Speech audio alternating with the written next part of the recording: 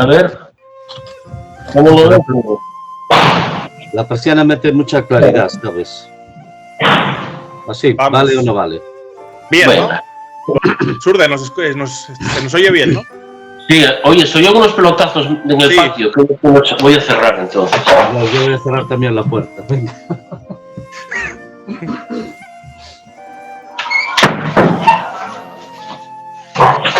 Surde, parece que estás al lado del recreo del penal, de la prisión. Estás jugando a baloncesto, Bueno, aquí ¿no? estoy. Sí, sí, sí. Aquí van a ser promesas del básquet de aquí de Barcelona. Están todo el día dando la pelota en 1 metro cuadrado.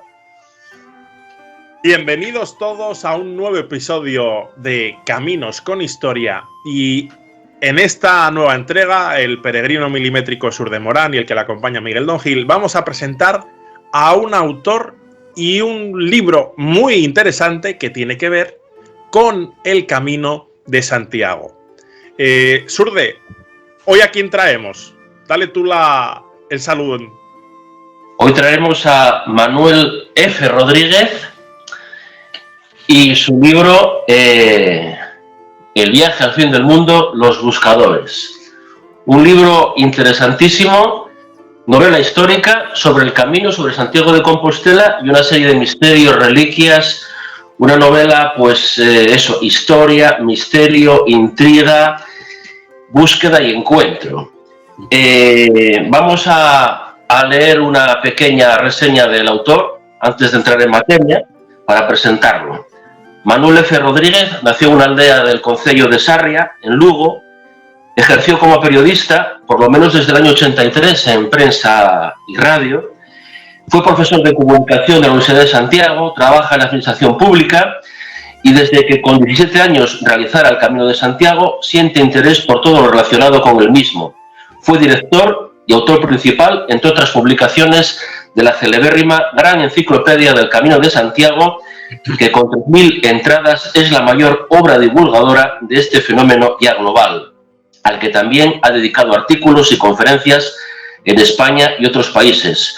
Por esta labor recibió el Premio Internacional Aymeric Picau 2019 y en esta novela, Viaje al fin del mundo, Los buscadores, es una aportación de Manuel a este mundo desde el ámbito de la novela. Esta es la reseña que nos trae la misma novela, El viaje al fin del mundo. Y bueno, decir que desde el año 92 Manuel está en el Plan de Gestión Xacobeo, profesor asociado de Comunicación Audiovisual, Archivo Sonoro de Galicia, Consello da Cultura Galega, comisario de exposiciones, ensayista, conferenciante, articulista y escritor. También tiene a su cargo cursos internacionales de la Universidad de Santiago. Y presentado al autor podemos hablar un poco de la obra.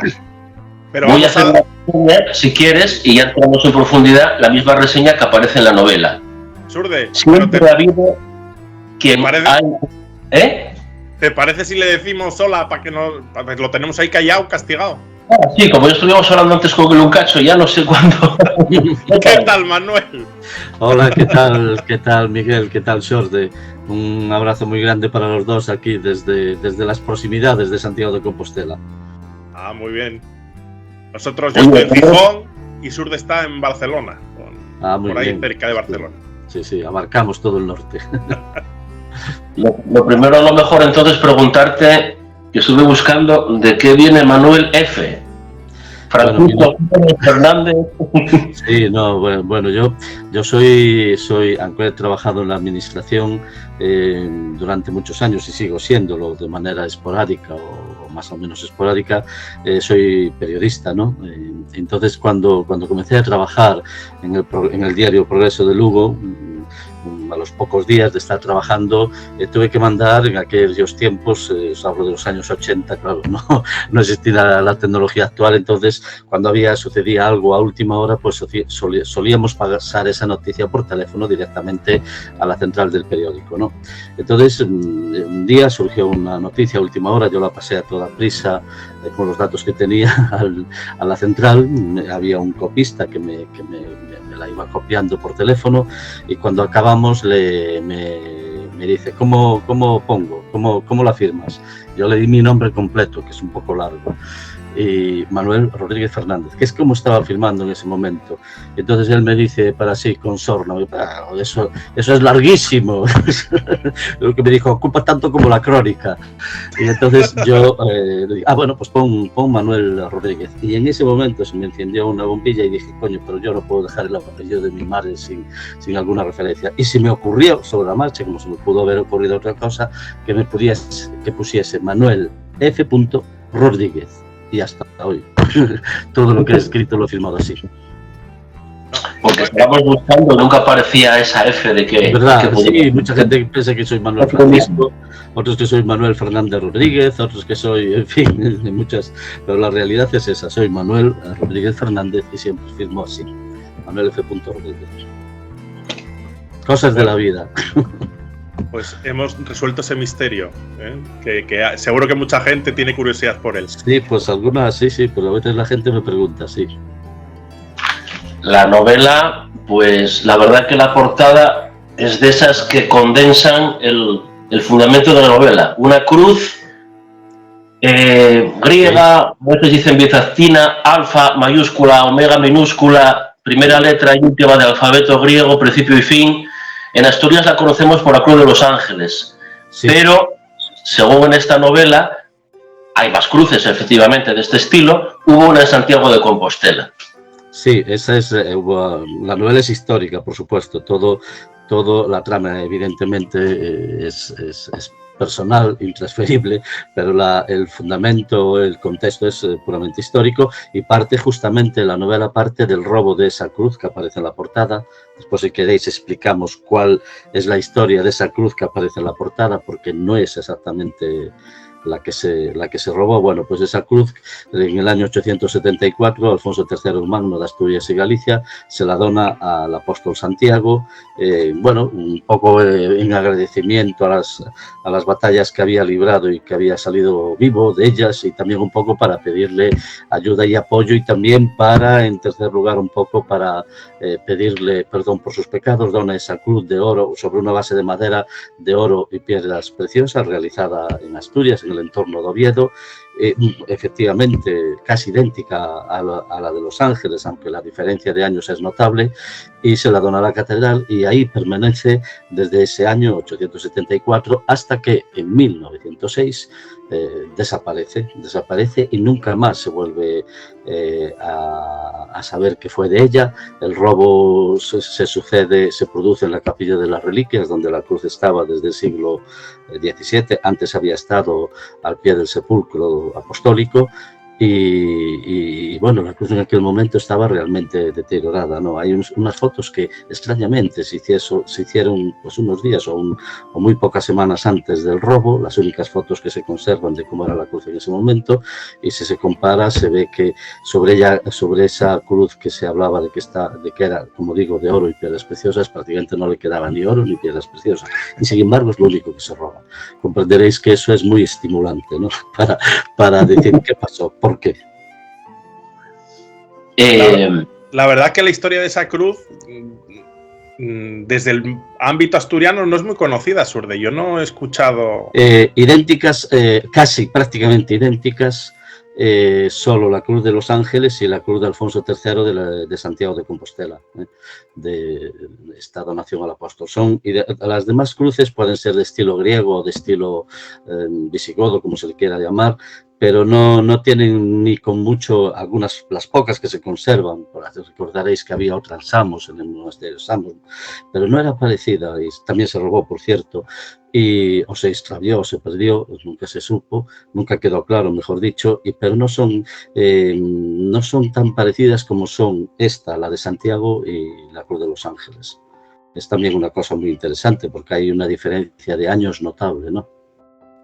Esa es la pregunta siguiente. El gran público no siempre diferencia bien historia de novela histórica. Sin embargo, la novela histórica se basa en historia. ¿Hubo realmente una cruz de los peregrinos, cruz cierta en Santiago, que desapareció y en eso se basa la novela, o es todo un recurso literario? No, la novela parte de eso. Yo, en principio, en 2006, iba a escribir cuando la cruz se robó la noche del 6 al 7 de mayo. la Capilla de las Reliquias, se comentó, y yo eso lo trato en la novela y forma parte de la trama de la novela. Se habían entrado por la única ventana de la Capilla de las Reliquias, entraron por la puerta, quedó todo, simplemente se descubrió a la mañana siguiente, la mañana del 7 de mayo de 1906, se descubrió que faltaba esa cruz, y yo a partir de ahí iba, como os decía, había pensado en escribir un artículo amplio investigando todo lo que había en 2006, porque realmente no se estaba celebrando el robo de la que había sido la gran joya de la Catedral de Santiago, adorada por los peregrinos, que muchos peregrinos la consideraban que, bueno, dentro de la ingenuidad medieval y posmedieval, que era la cruz con la que el apóstol había predicado por España. Entonces sentían hacia ella una devoción muy especial. Y después el hecho de ser de oro y piedras preciosas, ya sabéis que eso también atrae mucho, ¿no? Y bueno, yo vi que en 2006 no se conmemoraba la Catedral de Santiago, no recordaba de alguna manera el robo de su gran joya histórica, porque es lo que fue. Y yo iba a escribir un artículo, pero después por motivos de trabajo no me dio tiempo a documentarme lo suficiente y lo dejé. Y un poco más adelante, pues al año siguiente o así, dije, coño, pero ya que no puedo escribir el artículo, lo que puedo escribir, pues complicarme más la vida, no puedo escribir una novela, porque además ya tenía algunos datos más sobre todo lo que había pasado, y además había otro hecho que lo conocí también investigando y que me resultó extrañísimo. En 1921, y esa es la segunda parte de la novela, arde justamente el retablo de las reliquias por completo, empezando el fuego más o menos por donde había estado la cruz, que en aquel momento, como os digo, estaba en la Capilla de las Reliquias, y el retablo ardió por completo. Fue un fuego extrañísimo. Entonces eso me activó todavía más la imaginación y seguí investigando y acabé en esta novela. La verdad que tienes muchísimos personajes, pero todos muy bien perfilados. Nos quedan todos rápido en la memoria. Además, aunque hay como un protagonista principal, el protagonismo pasa de repente de unos a otros desde 1900 hasta nuestros días. Bueno, hasta 1900. Hasta 2006, sí. Sí, bueno, la novela no voy a contarla por si alguien quiere leerla, pero al final hay un epílogo que en fin, que ahí está. Bueno, sí, yo he procurado los personajes que aparecen. Bueno, yo soy, como decía, como hablábamos antes, soy periodista. Entonces, el protagonista, el que se siente implicado en el robo y afectado y perjudicado por el robo, es un periodista. Y es un periodista que yo sitúo ahí a propósito. Podría haber puesto a un cabo de la Guardia Civil investigando, pero yo no sé cómo investigaba en esos años un cabo de la Guardia Civil, y lo sé ahora, pero sí sé perfectamente cómo trabaja un periodista, qué armas utiliza para investigar, qué siente, qué padece, qué sufre, qué busca. Entonces, el protagonista es un periodista, y después en 2006, no quiero descubrir mucho de la novela, hay algún periodista más, ¿no? Entonces, los que llevan a cabo el peso de la investigación de lo sucedido son periodistas, porque, insisto, yo soy periodista y sé cómo trabaja y cómo siente un periodista, ¿no? Y después los personajes que aparecen en la novela, vinculados al camino, al hecho de la peregrinación a Santiago, esa mística que rodea por media Europa la peregrinación a Santiago, esos son personajes que son arquetípicos, un poco lo que eran a finales del siglo XX y principios del XXI, y lo que eran a principios del siglo XX, ¿no? Ese personaje francés que aparece en la novela está sacado de los primeros investigadores y gente que estaba vinculado a las fraternidades de Santiago por Europa, que tenían, sobre todo en aquel momento, estaban comenzando a renacer, sobre todo en el sentido investigador, en Francia. Y yo tomo ese tipo de personajes que están en la base del renacer actual del camino y los sitúo en la novela. Sí, porque en algún momento algunos protagonistas o personajes mencionan autores que ya en el 19, primeros del 20, preveían que algún día el camino renacería. Los caminantes, los peregrinos andando. Sí, por ejemplo, Camille Deux, ¿no?, que escribió el primer libro a finales del 19 sobre el Camino de Santiago, prevé ya ese renacer, y aparece citado en la novela, aunque no en la trama, y un poco es ese tipo de personajes que sentían una nostalgia terrible por lo que había sido la peregrinación a Santiago. Pasaba en Francia y sobre todo en Alemania, pero después he visto que ya se empezaba a activar también temas de este tipo en Bélgica, en Países Bajos, posteriormente en Italia, en Reino Unido, y entonces yo un poco parto de esos personajes que ya estaban en activo, preguntándose ¿por qué?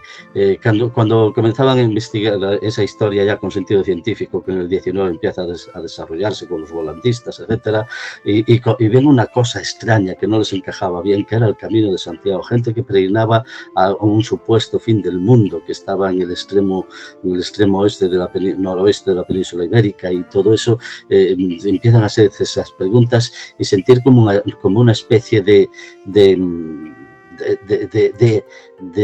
interés romántico por ese hecho de la peregrinación y por lo que van descubriendo, que había cofradías de Santiago por media Europa, que tenías que haber sido peregrino a Santiago para ser parte de ellas, que tenían un sentido casi místico de la visión de la peregrinación, que la epopeya esa de iniciar un viaje de miles de kilómetros y conseguir volver o morirse en el camino para hacerlo igual, todo ese espíritu de cómo se podía en Europa atender a gentes que iban a ese extremo del mundo medio desconocido, y sin embargo las atendían porque de alguna manera representaban un viaje que estaba escrito en el cielo a través de la Vía Láctea, y la Vía Láctea se denominaba en muchos puntos de Europa Camino de Santiago. Todo eso es de una magia excepcional, y esos personajes son los que comienzan a activarse a finales del siglo XIX, principios del XX, y que están en la novela.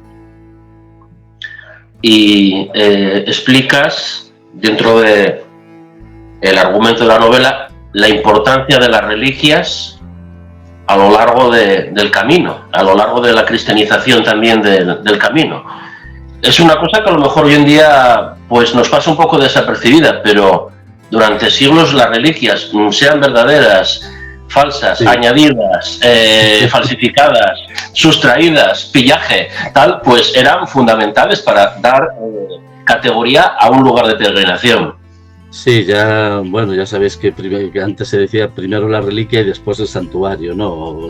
Pues un poco es así, ¿no? Muchos santuarios surgieron de la existencia previa de una reliquia. En el caso de Santiago, si me permitís, yo no lo tengo tan claro. Nunca ha estado claro si y esto es entrar casi en tonterías, pero bueno, hay que decirlo. Si realmente en el siglo IX, en torno al año 834, aparece algo ahí en un antiguo cementerio de lo que hoy es la ciudad de Santiago, que un obispo de Iria Flavia, el obispo más cercano a ese lugar, identifica como los restos del apóstol Santiago el Mayor. Eso es una cosa extrañísima. Nunca ha estado claro dónde estaban esos restos. Incluso en Santiago puede ser que se generase un santuario sin que hubiese reliquia. Yo ahí lo dejo. Entonces, todo eso es de un misterio. A mí lo que me gusta de todo esto, y por eso he escrito la novela, y la novela en algún sentido está en relación con lo que voy a decir, a mí el Camino de Santiago y todo el mundo jacobeo, ese mundo que se extendió por Europa, que tuvo una dimensión europea, siempre me ha generado muchas más preguntas que respuestas. Y a mí me gusta que sea así. Pues bueno, de algún modo la novela se alimenta de principio a fin de esto que estoy diciendo. Sería esa protagonista realmente, la cruz.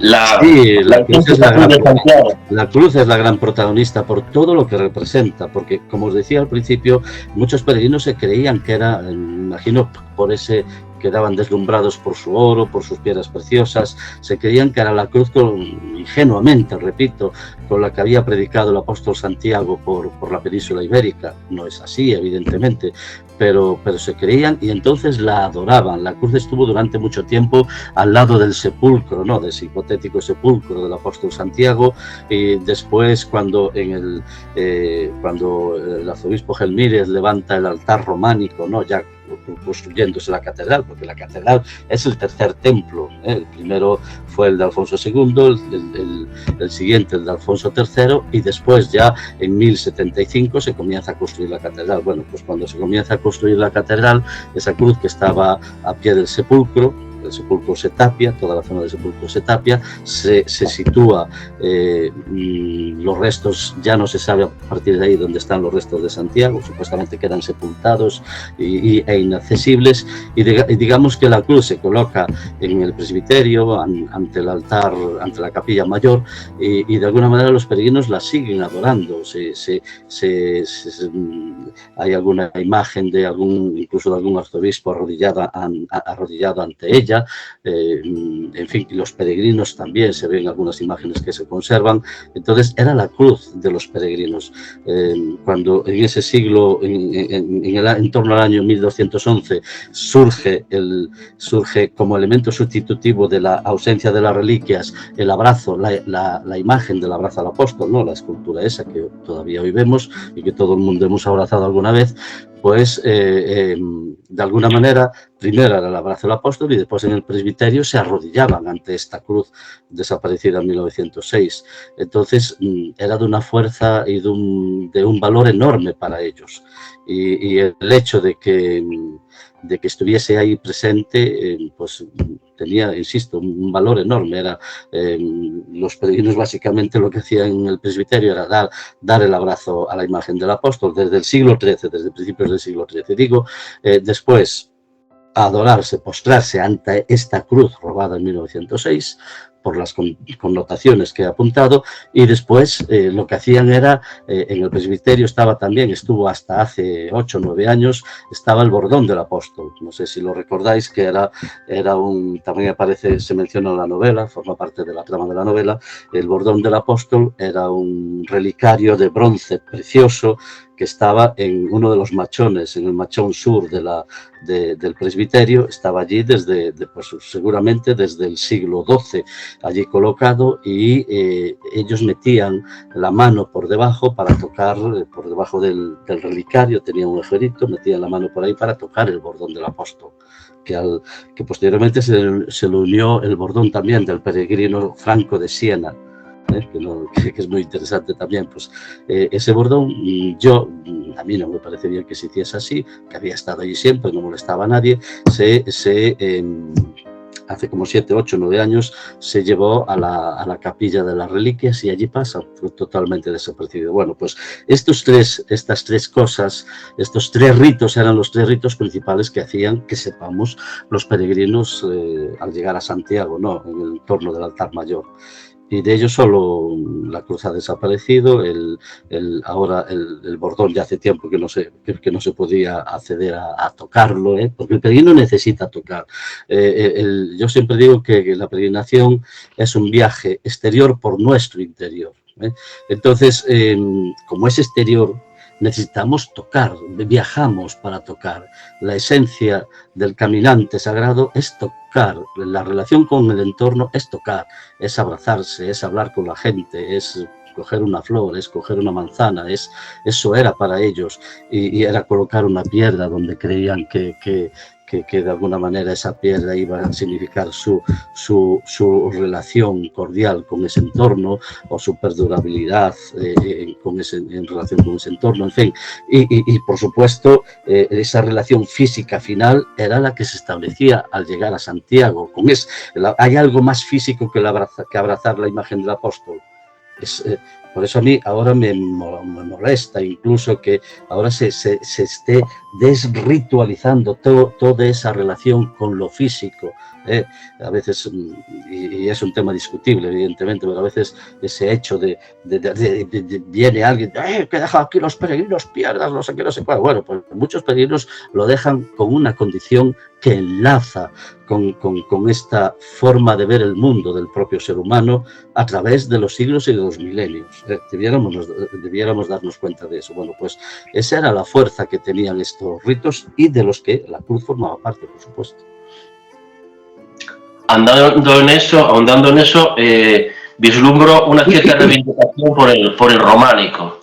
Uno de los protagonistas, creo que es el fotógrafo francés, llega a decir la impostora fachada barroca do Obradoiro, refiriéndose a que tapó el pórtico de la gloria. Reivindica también en algún momento la fachada norte románica que desapareció por la estructura barroca. Reivindica lo que queda románico, que es las portadas de las praterías. Bueno, es que esa polémica se dio. Lo hace un hidalgo que sale de la novela, cuyo protagonismo en la novela no voy a desvelar, pero es el que toca ese tema, un hidalgo que es perfectamente romántico, enlazando con la forma de ver el mundo en esos momentos, insisto, finales del 19, principios del 20, y él lo ve así, y ese también, como decía al principio, los personajes de mi novela, los que no son históricos y conocidos, son personajes un poco arquetípicos, ¿no? Y este también lo era, ese hidalgo romántico, venido a menos de ese periodo, pero que al mismo tiempo tiene un alma sensible y crítica también, pues bueno, pues esa, la fachada del Obradoiro, esta fachada barroca que vemos, que fue más polémica de lo que parece y de lo que se conoce a nivel general.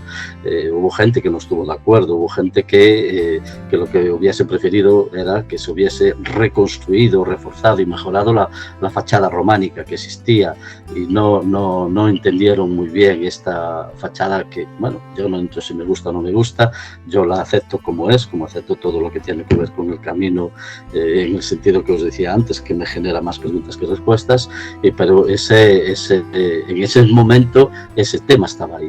Hay algunos ingleses también, viajeros, que la ponen a parir, ¿no? La fachada les parece una cosa fuera de tiempo, fuera de lugar, en fin, demasiada piedra, demasiada en el tiempo, porque la fachada del Obradoiro se concluye, pero recordar, ahora en 1750, bueno, pues ya era, en Inglaterra ya se estaban haciendo estructuras de metal, ¿no? Entonces, bueno, era digamos que está un poco fuera de su tiempo, pero bueno, en fin, era lo que... Entonces, en ese sentido, evidentemente, el románico tenía una carga distinta, ¿no? Más espiritual, si se quiere. Hablando de este punto de la espiritualidad y saliéndonos un momento de la novela, pero me parece interesante,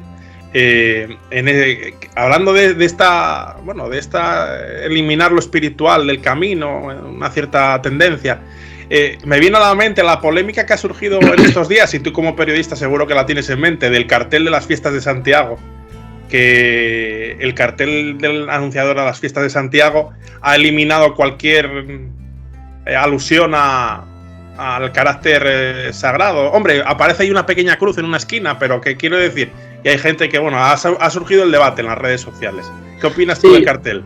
A mí, yo lo he visto, a mí no me parece ni mal ni bien, no, que si te digo la verdad creo que he visto carteles peores, pero bueno, no... va mucho en que, mira, eso es perfectamente va perfectamente con los tiempos, ¿no? Ahora, pues en Santiago hay un gobierno del bloque, ¿no? Aunque no gobierna en minoría con otros apoyos, y ellos establecen y consideran que ese seguramente es el cartel más adecuado. Si vuelve a gobernar a lo mejor otro partido, pues consideran que debe tener un toque más relacionado con ese sentido religioso de la celebración. Bueno, yo ahí no entro mucho, sinceramente. Yo puedo decir si me gusta o no, y punto final. Hace muchos años, en un cartel que era una foto, aparecía allí en una esquina mi hija mayor, que cuando tenía 3 o 4 años, de milagro sale en esa foto. Bueno, pues ese es mi cartel preferido de las fiestas, porque sale allí, porque ese año era una fotografía con una calle, con un entorno festivo, y allí, pues bueno, en fin, no me parece... Son polémicas que siempre están ahí, ¿no? Yo tengo mi propia opinión, yo siempre digo pero acepto las demás, ¿no? Que Santiago es una ciudad que surgió de la peregrinación, eso no debe olvidarse. Hay mucha gente que no lo entiende, no lo sabe o no quiere saberlo, Y esa es la cuestión crucial, ¿no? Está también el debate de si hacen mucho ruido los peregrinos. Claro, que el primero que hay que saber qué consideramos peregrinos, ya puestos a eso, ¿no? Son peregrinos, son estos grupos de chicos de 14, 15, 16 años de colegios de media España que vienen ahora en peregrinación por estas fechas, al final, cuando acaban el curso, a Santiago con sus colegios, unos más católicos, otros menos, y entran cantando en la ciudad. Bueno, vuelvo a decir lo mismo, habría que hacer un congreso sobre eso y debatirlo, ¿no? Santiago es una ciudad de peregrinación, vuelve a serlo, y entonces yo cuando el camino soy un tipo de peregrino nada ruidoso, que procuro pasar desapercibido y hacer mi camino y disfrutar de él, y sabiendo por dónde voy, evidentemente, ¿no?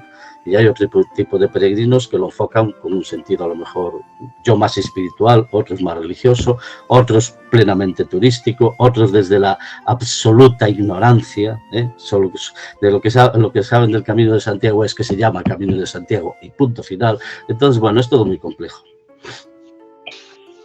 Y además de Santiago tenemos Fisterra, la cruz, sí, y el argumento de la novela va apareciendo Fisterra como el verdadero fin, ¿no? Bueno, vamos a ver, es que ahí no soy el único que lo piensa. Yo siempre me hago esta pregunta. Y tú, Miguel, cuando entrevistabas a este catedrático hace poco de, ¿cómo se llama?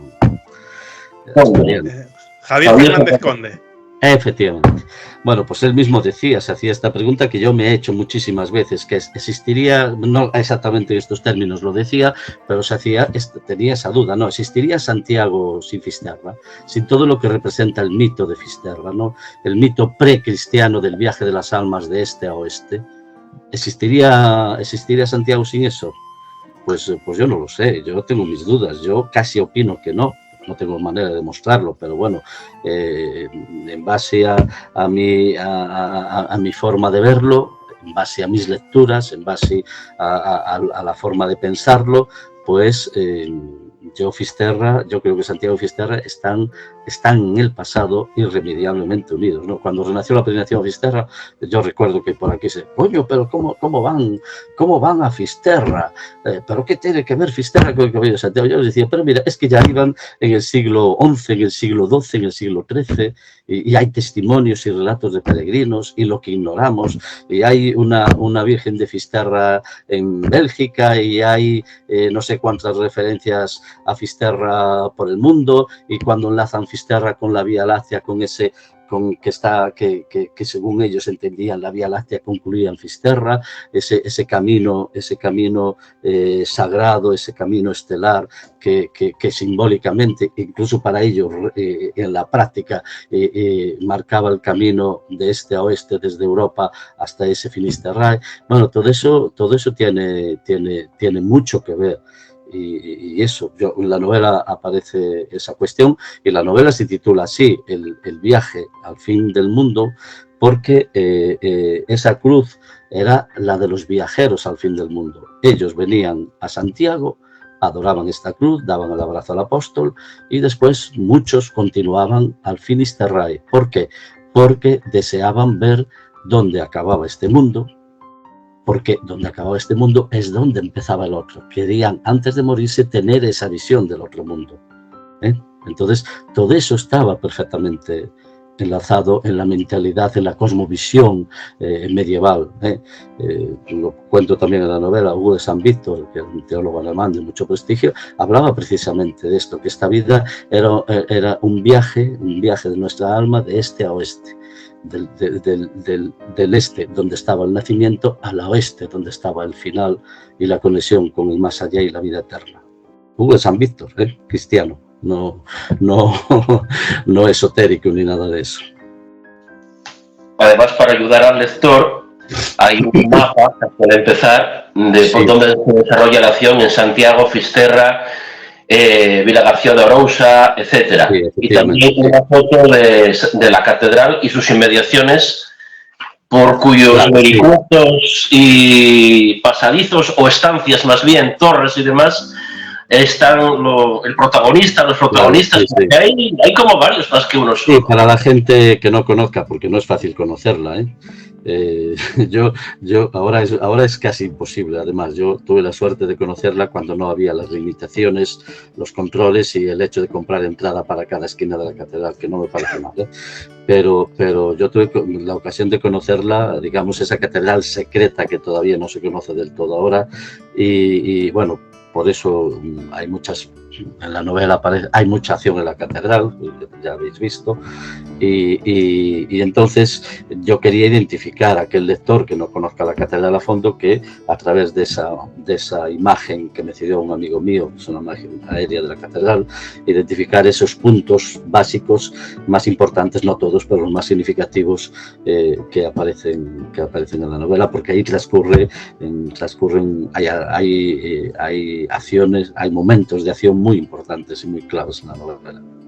Y también lo demás, pues bueno, pues cuando hablo de los buscadores, de los carreteros del hielo, ¿no? Pues que sepan un poco desde dónde venían, eso, porque traían el hielo para la catedral y son muy importantes también en la novela, ¿no? Toda esa mística de los carreteros del hielo, ¿no? De cómo entraban en la ciudad con los carros, cómo llenaban, ¿no?, los neveros de la catedral en los sótanos y en otros puntos de la ciudad, y bueno, pues todo eso es muy, muy... Entonces yo quería que la gente, sin tener que esforzarse mucho, pudiese identificarlo, sobre todo la gente que no conoce Galicia o que no conoce la catedral. Yo creo que describes muy bien el ambiente de Santiago de 1906, 1921 después y también el de 2006. Dentro de toda la intriga, pues hay episodios costumbristas, digamos, que tienen que ver con el desarrollo de la acción. Uno muy importante, el que acabas de mencionar, de los carreteros del hielo. Pero bueno, podríamos hablar de tascas. También. Bueno, hasta burdeles aparecen, ¿no? No sé si eran reales o si cambiaste el nombre. No, todos los nombres de los lugares que aparecen son todos reales. Incluso no desvelo nada porque aparece al principio de la novela, ese Melchor, esa taberna Melchor existió, perfectamente localizada. Yo todo eso lo saqué de la prensa y de otras publicaciones. Melchor, por ejemplo, en el año 1906 se anunciaba por activa y por pasiva en la prensa compostelana y ofrecían callos los jueves, no sé qué, taberna, la taberna de Melchor, tal. Bueno, pues yo era un lugar de reunión de los... Entonces yo la sitúo en la novela. Las que aparecen en 1906 también existen. Desgraciadamente, una de esas tabernas ha cerrado, la otra que está a las afueras de la ciudad sigue abierta, pero bueno, ya yo no sé si ya tiene... Hace tiempo que no voy por allí, ¿ves? Me tengo que ir ahora que está buen tiempo. Bueno, pues, en fin, todo eso es real. Yo no me podía inventar, yo que soy periodista y que en ese sentido soy un poco exigente, no me podía inventar lugares inexistentes, porque además en Santiago hay lugares de interés de sobra, los había en el pasado y los hay en el presente, no es necesario. Bueno, ahora con la turistización y unificación de restaurantes, de bares que empiezan a ser ya terriblemente todos iguales, ¿no?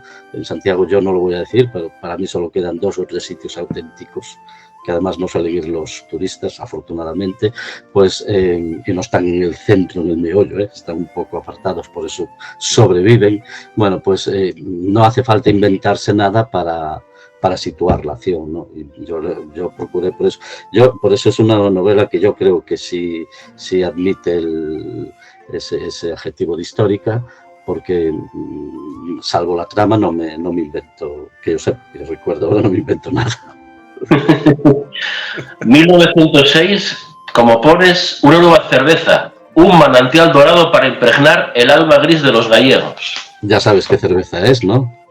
Eso lo dice un personaje en 1906. Es que hasta busqué cuando salió la cerveza de Estrella Galicia, aunque no la cito con el nombre, busqué porque a ver si me encaja temporalmente, pues si no me hubiese encajado no lo hubiese puesto. Entonces supe que había salido 2 o 3 meses antes, pues mira, que ya se estaba distribuyendo por Galicia. Entonces ahí, en ese momento, el personaje que dice eso tiene Estrella Galicia, porque Estrella Galicia ya había salido justamente un poco antes. Si no, no lo hubiese puesto, lógicamente. Ya os digo que busqué incluso cuando había salido para no inventarme nada. Todo lo que fuese histórico yo no me lo quería inventar. Y me documenté lo máximo que pude, claro. A ver, está bien que que digas esto porque en novela histórica y a veces son muchos periodistas, o sea, tú lo que transmites lo has hecho lo más concienzudo posible, que con novela histórica lo que cogen es unos personajes y un lugar y todo lo demás es ficticio. Entonces, yo no podría hacer eso, yo tampoco podría, mira, para que me lo entiendas hasta qué punto fui exigente, yo me leí, no te puedes imaginar los periódicos que me leí, los libros, que libros no hay muchos, desgraciadamente, me busqué todo lo que podía haber del robo de la Cruz, tampoco había mucho, del incendio posterior en 1921 tampoco había mucho, pero sobre todo sí me leí toda la prensa de la época, sobre todo para el contexto, ¿no? Para situar bien a los personajes en esa, y los propios personajes, ¿no? En esa Compostela de 1906, en esa Compostela de 1921, la de 2006 afortunadamente ya la conocía per se, por mí mismo, y bueno, y eso fue una exigencia. Yo no podría, siempre lo digo, lo he comentado alguna vez en alguna de las presentaciones por España de la novela, ya hemos estado desde Alicante hasta Fisterra, ¿no? Presentando la novela, pasando por Madrid. Bueno, pues yo muchas veces comento que yo no podría escribir, y respeto absolutísimamente que lo haga, ¿eh? Yo no podría escribir una novela negra, una novela de detectives o de policías o de policías investigadores, porque yo no soy policía, yo no sé cómo trabajan los policías, por mucho que me informe, por mucho que me documente, por muchas novelas policíacas que lea, por mucho que lean la prensa de cómo trabajan o internet, yo no estoy en el alma de un investigador de ese tipo, no podría hacerlo, me parece un engaño, y respeto que haya quien lo haga y seguramente que se ha documentado muchísimo. Yo por eso mis protagonistas, os lo decía antes, los protagonistas que están en el meollo de la investigación son periodistas que se ven afectados por el hecho del robo y por el hecho del incendio, y son los que investigan, porque sí sé cómo es el alma de un periodista. Aunque sea uno de extrema derecha y otro de extrema izquierda, en el fondo, si son periodistas, no, ahora ya periodista es todo el mundo, no, pero ese periodista con una formación que estudia, que en la facultad le dicen qué es noticia y qué es noticia, qué es engaño y qué no es engaño, qué claves tiene que tener una noticia para ser respetuosa con el lector o con la lectora, yo eso lo mamé teóricamente y prácticamente, y entonces me siento segurísimo cuando el protagonista de la novela es un periodista. Entonces, en ese sentido, hasta ese punto he procurado ser absolutamente exigente. Pero no es policíaca, pero algo tiene de detectivesca, o mucho. Es indagar durante 100 años o más, si nos retraemos efectivamente, pero porque eso después ya transcurre en ¿cómo te diría?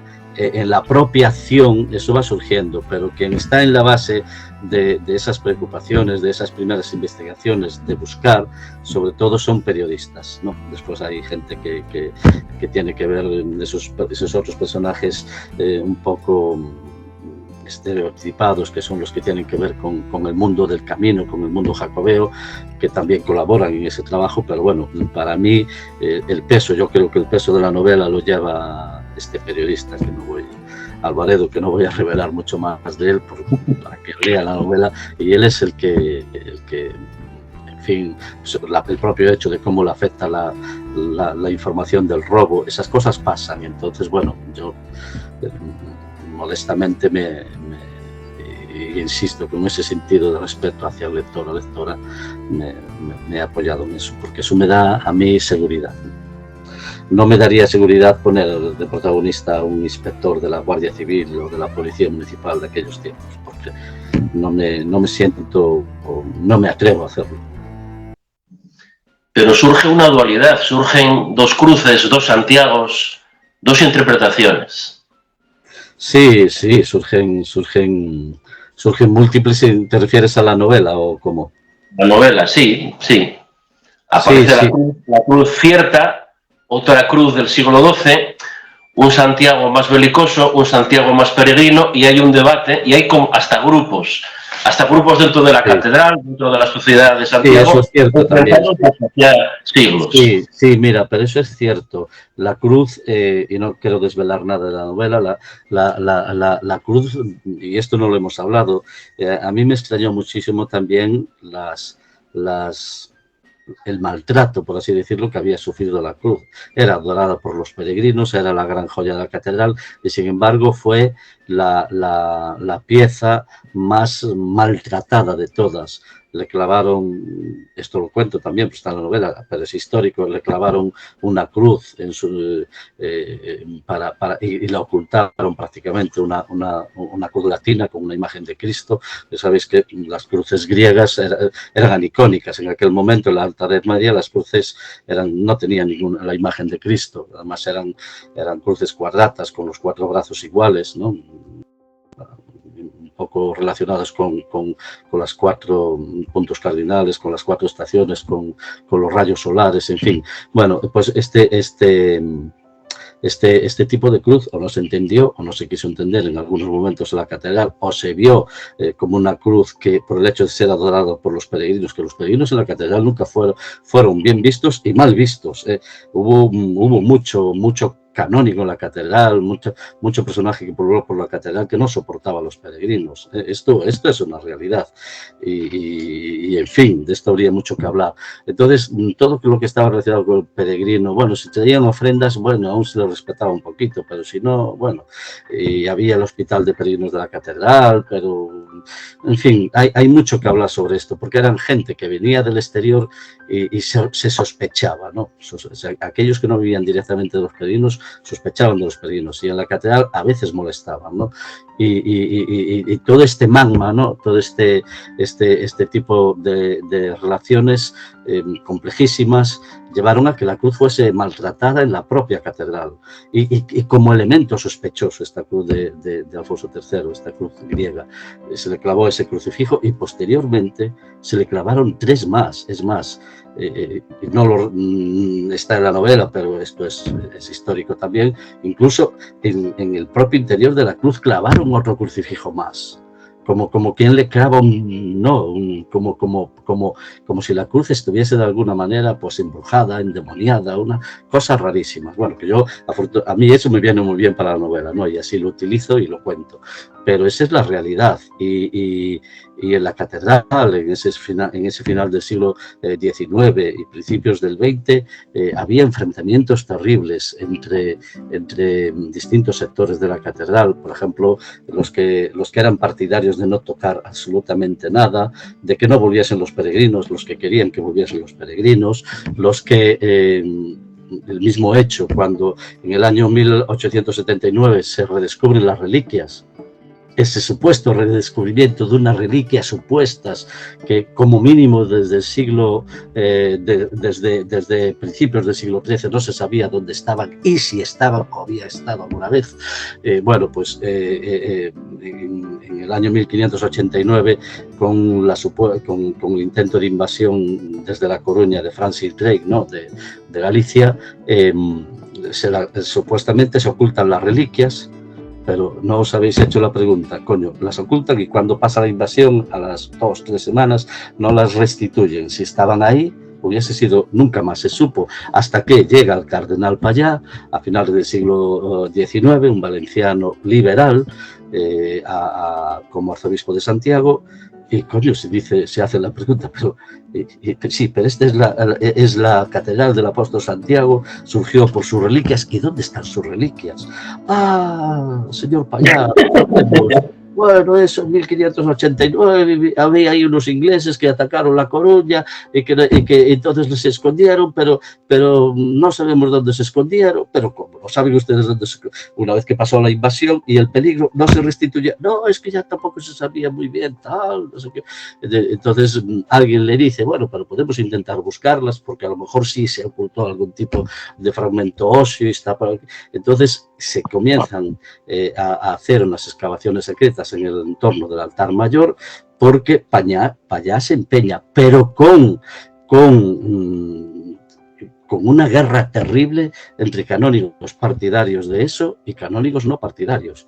Y dentro de esos canónigos más, digamos, más retrógradas, más tradicionalistas, estaba López Ferreiro, pero López Ferreiro al mismo tiempo era historiador, era, en fin, tenía una vocación investigadora que le lleva a decir al cardenal Pallá, con el que se llevaba fatal, sí, porque uno era liberal y el otro, Ferreiro, era tradicionalista, conservador, muy conservador, aunque con ese afán de investigación, de búsqueda.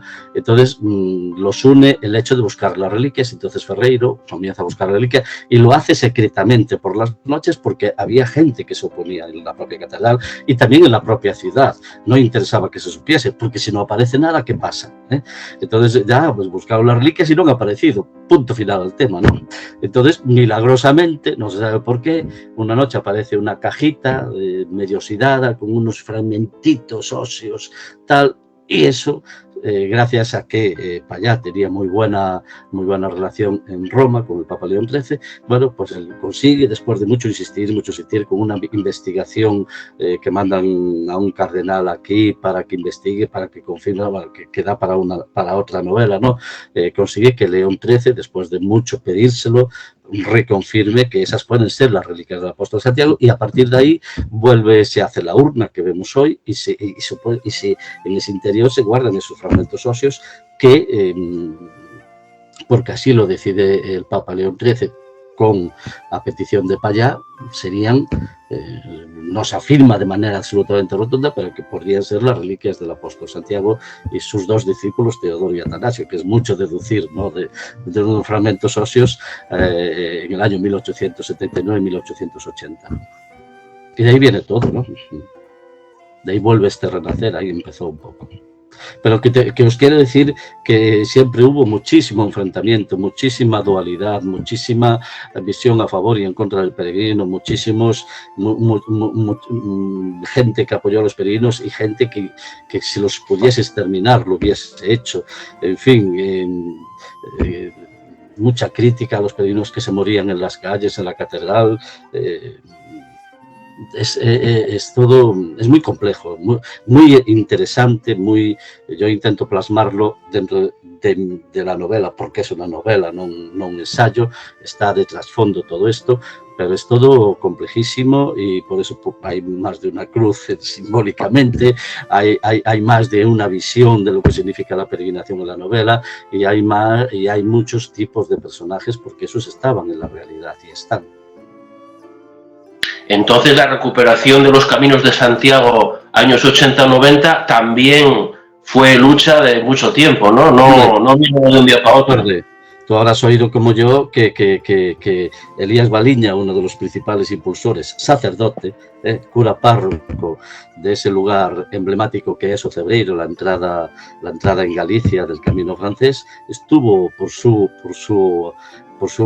su interés tan enorme en recuperar el camino de Santiago, estuvo a punto de ser excomulgado.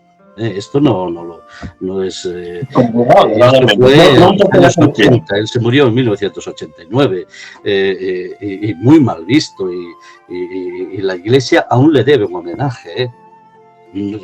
La iglesia gallega aún le debe un homenaje a Elías Baliña, no, o sea, todo es las cosas no, en fin, el mundo del camino siempre ha tenido grandes defensores y grandes detractores en el pasado y en el presente. Históricamente ha sido así. Y eso siempre está. Bueno, pues como hay gente de derechas y gente de izquierdas y gente que cree que la Tierra es plana y otros que estamos convencidos que no es plana. En fin, es así. Si hay gente que cree que la Tierra es plana, muy mal andan las cabecitas, ¿no? Entonces, pero eso en el mundo de la peregrinación pasa también, ¿no? Hay gente que no entiende el mundo de la peregrinación. Yo no soy creyente, sin embargo me considero peregrino y para mí el Camino de Santiago es parte inseparable de mi existencia y respeto absolutamente a los que son creyentes profundamente. Y creo que en algunos momentos cuando estamos en el camino somos la misma persona. Bueno, pues eso hay gente que sigue sin entenderlo. Y bueno, pues es así, es una realidad que se da, e insisto, en los inicios de la peregrinación fue así. Y el caso más evidente es Elías Baliña, ¿no? En este sentido. Pero es interesante porque hoy en día, bueno, todo el mundo se sube al carro del camino y la potencialidad del camino a instancias civiles, públicas y espirituales, la Iglesia. Entonces, lo que extraña es que con el gran éxito que ha tenido el Camino de Santiago, en todos los niveles, como la figura de Baliña, como tú estás bien diciendo ahora, a nivel de la Iglesia no se la revaloriza. Es un sinsentido. No solo Baliña, hay otra media docena o más, que todos conocemos también, de sacerdotes que comenzaron a trabajar en el camino, que ahí están, algunos olvidados. Bueno, pues eso es un simple ejemplo que yo pongo, pero esa es la realidad. Es que el éxito del camino, ¿qué es el éxito del camino? El éxito del camino, ¿cómo se valora el éxito con decir cuatro nombres que impulsaron el renacer del camino actual? Pues eso sería mentir, porque no es obra de una sola persona, de media persona, o de 10 o 15 personas. Si consideramos que en 1950 se funda ya la Asociación de París, ¿no? La Société Française de les Chemins de Saint-Jean, ¿no? de París, y comienzan a trabajar y comienzan a traer los primeros peregrinos, pero que tampoco, porque ya había peregrinos que llegaban de modo individual, que no sabíamos por qué lo hacían. El propio éxito medieval del camino, ¿cómo se puede explicar?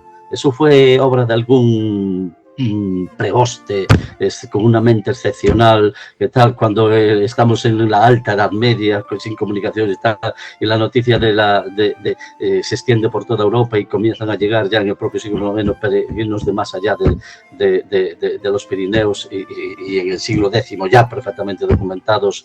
Coño, ¿cómo vienen con 1000 problemas, 1000 padecimientos, sin infraestructura para atenderlos? Comienzan a venir. Bueno, ¿qué pasa ahí? Lo ignoramos por completo. Y fue un éxito. El renacer, pues lo mismo. El renacer también es un auténtico misterio.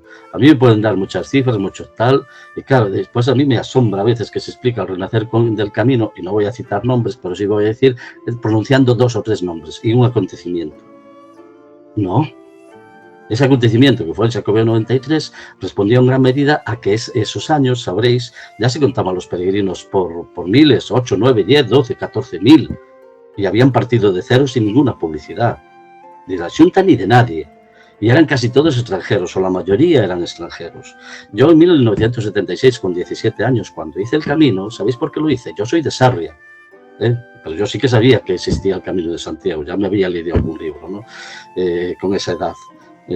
Claro, ahora ya sabéis lo que pasa, ahora empiezan en Sarria miles y miles de peregrinos y alguna agencia turística les está diciendo que el camino empieza en Sarria, que puede empezar en otros sitios, pero que el camino empieza en Sarria. Esto está pasando.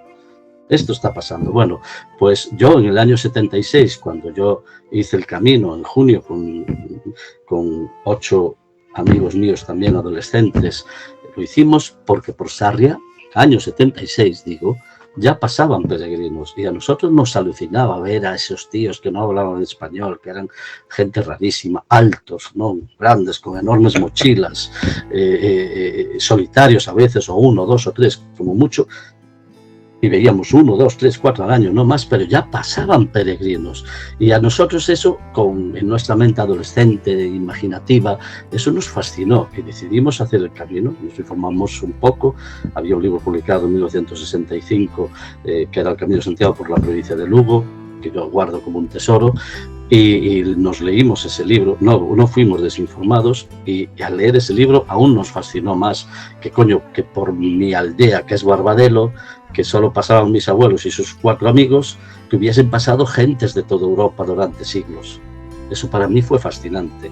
Y que de un camino local a un camino universal. Yo estaba pisando un camino universal, una corredoira, como decimos en Galicia, llena de agua, llena de tal, estrechísima, donde no cabía un coche, pues por ahí habían pasado gentes de media Europa. Pues eso para nosotros y hicimos el camino, y en el camino nos encontramos el ligón a 2 belgas, y posteriormente, no recuerdo dónde y no recordamos ninguno, a 2 que hablaban alemán, o sea que serían alemanes. Con los belgas nos entendimos un poco porque nosotros habíamos estudiado francés. Entonces, bueno, pues esa gente estaba ya en el camino.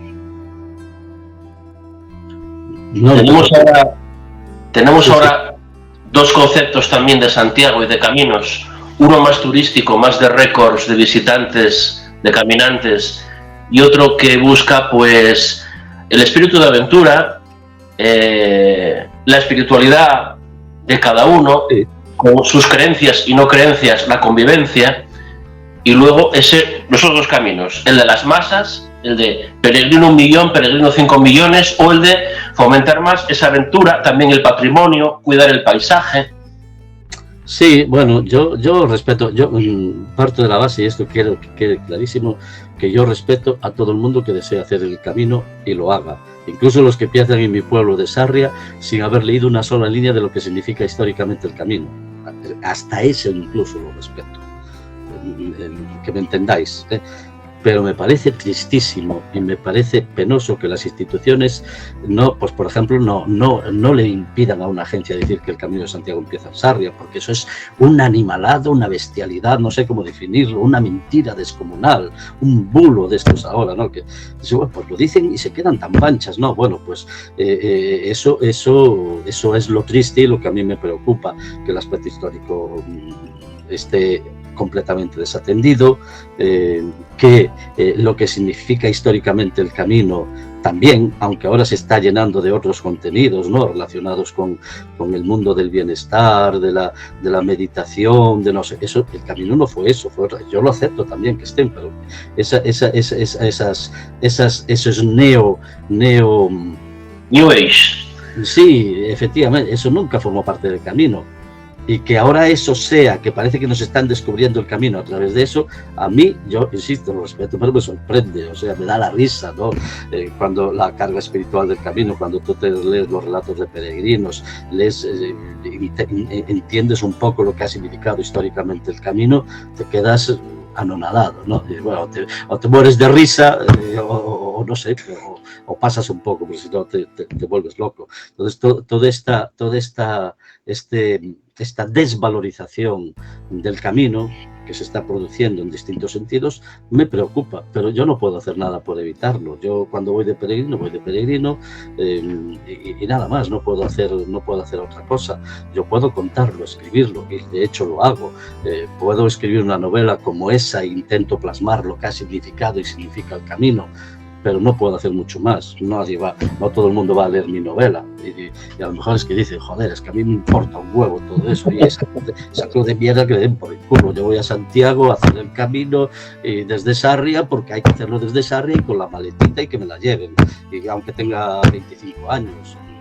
O sea, hemos llegado a ese punto de que insisto, lo diré 1000 veces, yo lo respeto, pero no es eso.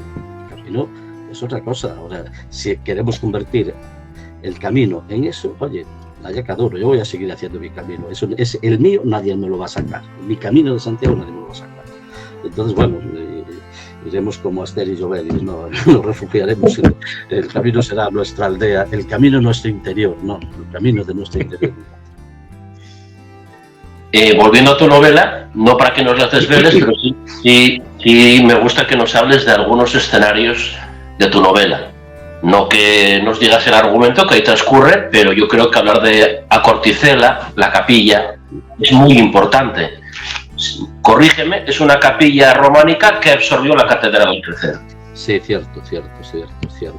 Mira, eso, la Acorticela para mí es la capilla más enigmática, ¿no? Digo la más bonita porque a mí el concepto bonito me la refanfinfla.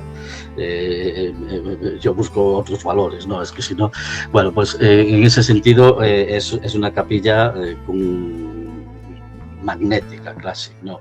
Esa capilla formó parte de... Era la capilla, la iglesia, podemos decirlo, de los dos grupos de monjes custodios que hubo en la catedral, ¿no? Del sepulcro, monjes custodios del sepulcro. El primero, que estaría, que conecta históricamente con lo que hoy es San Payo, que era monasterio masculino, y después, posteriormente, cuando ya no eran custodios del sepulcro, pasó a ser femenino, y los segundos custodios que surgieron, no está muy claro cómo ni cuándo, pero sí más o menos vamos, si sabemos que fue así, fueron los que serían los monjes que posteriormente dieron lugar al monasterio de San Martín Pinario, ¿no? San Payo unos, que da, sabéis que da a la Plaza de la Quintana, San Martín Pinario otros, que da a la actual Plaza de la Inmaculada, donde está el monasterio. Pero originalmente el monasterio estaba más próximo a lo que hoy es la catedral, ¿no? Y la capilla de estos segundos monjes custodios era la Corticela y estaba separada de la catedral. Posteriormente se integra en la catedral, porque los monjes custodios de San Martín Pinario dejan también de ser monjes custodios del sepulcro, porque los echan de alguna manera de la catedral, como a los de San Payo, a los que eran en aquel momento monjes, no monjas como ahora, yo digo. Entonces ellos montan el actual poco a poco en distintos procesos, pero da lugar a lo que es el actual monasterio de San Martín Pinario, ¿no? Ese edificio que es uno de los más grandes de España y que, bueno, es otro mundo por descubrir, ¿no? Y entonces, al desaparecer esa función de custodios, la capilla de la Corticela pasa a formar parte de la catedral y la catedral la acaba integrando en el propio templo, como vemos hoy. Para eso se destruye la capilla de San Nicolás, que pasa de ser capilla a ser acceso a esa capilla y posteriormente se convierte en la capilla de los peregrinos, dentro de la catedral, la capilla de los peregrinos y los vascos, ¿no? Porque había mucho vasco en Santiago y les dan también esta denominación, capilla de peregrinos y vascos, y hasta esa se mantiene, porque los peregrinos iban ahí, se confesaban y siempre tuvieron, y actualmente también, para quien lo sabe, ¿no? Porque para estos desinformados absolutos, pues no lo saben, pero bueno, para quien lo sabe, pues sigue siendo una capilla muy significativa. Ahí hay bodas, por ejemplo, muchos peregrinos que se conocen en el camino se han casado ahí, extranjeros, españoles, en fin, es una capilla intensísima y yo en ese sentido la utilizo en la novela, sí. Y por ahí está el supuestamente único muro que queda de la necrópolis original en la que aparecen los supuestos restos de Santiago y los discípulos. No. Eso es la capilla de la Corticela no. La capilla de la Corticela queda en la Girola y los restos de ese mausoleo, ¿no? que aparece cuando se hacen las excavaciones, que son más o menos esos muros restaurados que vemos hoy, está bajo el altar mayor. Bajo el altar mayor. Sí, de ahí era donde estaba originalmente el sepulcro del apóstol Santiago, que viene a coincidir más o menos con donde está actualmente la urna, ¿no? Eso a finales del siglo XII, principios del XIII, eso se rellenó para levantar el altar mayor de la catedral románica, y se rellenó porque ya supuestamente o no quedaban reliquias, o Jalmírez no quería que nadie se llevase más reliquias, no lo sabemos porque no hay documentación sobre eso, pero se rellenó y el sepulcro de Santiago como tal desapareció, se sustituyó, como os dije al principio, fue una idea genial, ¿no? Porque el peregrino, como necesita tocar, se sustituyó por el abrazo al apóstol. Ajá. ¿Por qué?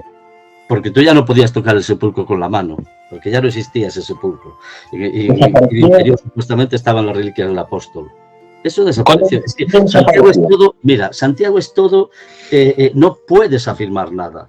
No te atrevas a afirmar nada en relación con esto, porque te pueden dar una hostia histórica descomunal, porque y los datos ahí están, es que no lo sabemos. Entonces, bueno, en 1879, como os decía, cuando Payá decide buscar esas reliquias supuestamente perdidas en 1589 y encuentran esa cajita que supuestamente se interpreta como fragmentos óseos que habrían pertenecido al apóstol y a sus dos discípulos, se decide con buen criterio, en mi opinión, López Ferreiro y tal, le dice al cardenal Payá, mire, pero es que el sepulcro estaba aquí debajo y justo debajo de donde han aparecido las reliquias, y a lo mejor si excavamos ahí aún encontramos los muros originales del mausoleo romano y sabe Dios qué encontramos. Bueno, pues Payá, que era decidido, que era atrevido, dice, venga, vamos a excavar. Excavan, liberan ese espacio y efectivamente aparecen los restos de ese mausoleo, muy deteriorados, muy poca cosa, y esos muros se recuperan del mausoleo y en el parte central se coloca la urna actual que vemos actualmente con las reliquias, ¿no? Y un poco ese fue el proceso, ¿no? no hay otra. Santiago es así, insisto, no podemos afirmar ni tal, cualquier cosa que planteemos, el hecho mismo del descubrimiento, bueno, pues hasta el año 1079, que es que la Concordia ante altares, no hay un documento sobre cómo fue el proceso, ¿no? El proceso del descubrimiento, del supuesto descubrimiento del sepulcro, ¿no? Una cosa rarísima, ¿no? Pues si fue un apóstol de Cristo, ¿cómo no hay ninguna documentación? Bueno, pues los peregrinos venían igual, sin esa prueba de cargo, no la necesitaban, venía igual. Por eso es todo un misterio el hecho de la peregrinación en sí. Y yo muchas veces lo relaciono, como digo, con el Finisterrae, con la significación del Finisterrae, de fin de este mundo. Santiago no es Santiago es más bien un apóstol psicopompo, no es un apóstol taumatúrgico, sanador, no es Lourdes, nunca fue. Yo también lo cuento muchas veces. En el año 65-71, en pleno franquismo, se intentó traer, como en Lourdes, ¿no? Como traer peregrinaciones de enfermos, de gente enferma a Santiago, y no funcionó.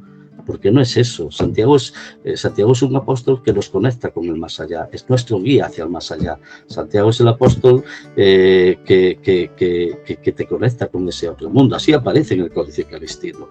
Santiago aparece en el Códice Calistino como el apóstol del fin del mundo, en varios fragmentos, que yo alguno menciono en la novela.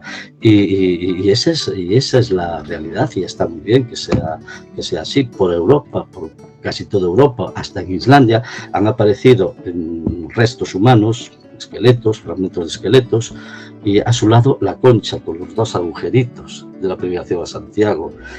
¿Por qué? Porque ellos se enterraban con esa simbología jacobea para que en el más allá el apóstol Santiago lo reconociese como los suyos, como su tribu de caminantes. Esa era la realidad de todo este tema, ¿no? Han aparecido en Alemania, hasta en Polonia han aparecido, en Londres hace poco, hace 2 o 3 años, aparecieron unas excavaciones con la concha. Hace unos días una amiga mía rumana me mandó también unas fotos de Rumanía, ¿no? Imaginaos que nunca fue tierra de peregrinación a Santiago. Bueno, pues también. Entonces, bueno, esa es han aparecido cinturones con conchitas, sombreros, se enterraban con su hábito de peregrino a Santiago, con la ropa y con la concha con la que habían peregrinado a Santiago, para que el apóstol Santiago los reconociese y los guiase al más allá como sus protegidos. Ese es Santiago, y hay una relación directa con el fin del mundo. La concha es un símbolo marino, y esas conchas, por ejemplo, en la playa Langosteira de Fisterra, está lleno de conchas, la típica concha xacobea, la típica vieira. Y es un símbolo también del renacer, la concha como tal. ¿Y qué mayor renacer que acabar esta vida en el Finisterrae y comenzar en ese Finisterrae la otra vida, la eterna, la del más allá? Bueno, pues todo, ahí está. También la concha es otro misterio. A ti te pueden dar 1000 explicaciones de cuál es el origen de la concha. No lo sabemos tampoco. En el Códice Calistino, que se habla de la concha, pero se habla de sus virtudes y su significación para el peregrino a Santiago. Pero no nos explican cómo se originó la costumbre de la concha. No nos lo explica el Códice. El Códice, sí, muy bien, nos viene a decir que la concha es un signo de pureza, de protección, de renovación, pero no nos da pistas sobre por qué es el símbolo de los peregrinos a Santiago. Os concheiros, que da nombre a todo un barrio. Efectivamente, sí. Ahí hay también 2 teorías. Si era ese barrio de los Concheiros por el que entra el camino francés, si era un barrio que le llamábamos Concheiros porque ahí se comenzaban a vender conchas naturales a los peregrinos, o era porque los santiagueses, sabréis, que les llamaban a los peregrinos concheiros porque llevaban la concha. A veces eso de que los peregrinos compraban la concha en Santiago y volvían con ella, eso no está claro que fuese así. Es posible que ya viniesen con ella o que le llamasen concheiros porque una vez que llegaban a Santiago y volvían, se iban ya con la concha. Pero bueno, tampoco está claro, ¿no? Y dentro de esa búsqueda del Fisterra... Los concheiros también podían ser los peregrinos, así se les llamaba en Santiago, ¿no? Y ya venían con la concha de casa, o la habían cogido por el camino. Claro, pero no, vamos a ver, es que si nos situamos, nada, eso no era ley. Entonces, como no era ley, unos vendrían con la concha, otros no. Había peregrinos repetidores como hoy, pues vendrían con la concha, evidentemente, en fin. Todo eso tendríamos que estar allí para hacer fotos y preguntarles y documentarlo, pero yo creo que unos venían con la concha ya y otros no. Bueno, habría un poco de todo como hoy, ¿no? Pero sí tenemos el antiguo cementerio de los peregrinos. Ah, sí, mágico. La Fisterra, San Frutuoso, Rúa das Hortas. Claro, claro. ¿Dónde está el cementerio de los peregrinos de Santiago? En la salida del camino al Finisterrae, perfectamente enfocado a la puesta de sol al oeste. Cualquiera que vaya allí lo puede ver. Yo en mi guía de Santiago para los peregrinos, que toco la relación que históricamente cuáles eran los lugares de la catedral y de la ciudad que estaban vinculados a los peregrinos, para mí un punto de referencia esencial fue, desde que me planteé hacer esa guía, también aparece en la novela, pero en la guía fue documentar bien el cementerio de los peregrinos, que no hay mucha documentación, por cierto, pero hay una que es diáfana, que es que está justamente en la salida de la ciudad al oeste, perfectamente enfocado al oeste, y por donde ha salido desde siempre el camino a ese Finisterrae. Es más, en los mapas, en los planos de la ciudad del siglo XVI, XVII, aparecen identificados los caminos de salida de la ciudad, pues a Castilla, a Coruña, a Pontevedra, y uno a un sitio que era un simple cabo, el camino al Finisterrae, el camino de Finisterra, que le llaman. Aparece escrito así. Hombre, yo creo que eso nos está diciendo muchas cosas, ¿no? No es un camino a una ciudad, como si era Pontevedra, como si era Coruña, como si era Ourense. No, ahí aparece el camino a Finisterra, al fin de la tierra. Perfectamente. Otro escenario de tu novela, que no nos desveles el argumento que hay ahí, que la gente lo lea, pero sí nos cuentas Vila García de Arousa, la Royal Navy y los ingleses, anglicanos, cómo hacían peregrinaciones a Santiago. Sí, bueno, pues las hacían efectivamente, finales del 19, principios del 20. Los marines ingleses, la Royal Navy tenía por costumbre, porque era un lugar que se encontraban muy cómodos, protegidos, además generaron un comercio y una pequeña industria que los abastecía. Venían a descansar 1 o 2 veces por año, sobre todo hacia junio, mayo, venían a descansar a 10, 15, 20, 30 navíos, miles de marineros, de marines, venían a descansar a la ría de Arosa. Anclaban sus barcos en la ría porque es un lugar seguro, protegido, y además de un calado suficiente, y desembarcaban en las barcazas a miles, invadían Vila García de Arousa. Y yo lo incluí en la novela porque peregrinaban a Santiago. No peregrinaban andando. Yo no tengo referencias, aunque lo busqué, de alguna peregrinación andando, que seguramente la hubo, pero sobre todo porque en la prensa aparecen las más grandes, en la catedral tampoco está documentado bien ese tema, pero las más grandes, de marineros católicos y anglicanos, no sé, que venían de ambas creencias. Eso es lo que está documentado en la prensa y en la propia catedral, y peregrinaban con sus pastores, peregrinaban a Santiago, incluso algunos con la concha. O sea, estaba en la memoria de los ingleses, de los británicos, en este caso, estaba en la memoria la antigua peregrinación a Santiago, y así lo manifiestan y lo recuerdan. Eso también es impresionante. Y la gran peregrinación marítima medieval a Santiago de Compostela, con Coruña como el puerto de referencia, todas las referencias que hay fuera en puertos ingleses de barcos de peregrinos a Santiago, todos tienen como destino, todos los que están, el destino está referenciado a Coruña, única y exclusivamente, porque ahora llegaban a Coruña y de ahí, desde la Coruña, viajaban a Santiago, y entre esos 3 días se volvían.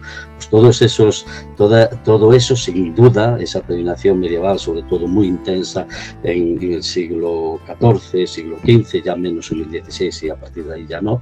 Bueno, pues toda esa peregrinación había barcos de 300, 400 peregrinos fletados solo con peregrinos que llegaban a Santiago. Hay mucha documentación, hay literatura sobre eso, que es alucinante, que es completamente desconocida, ¿no?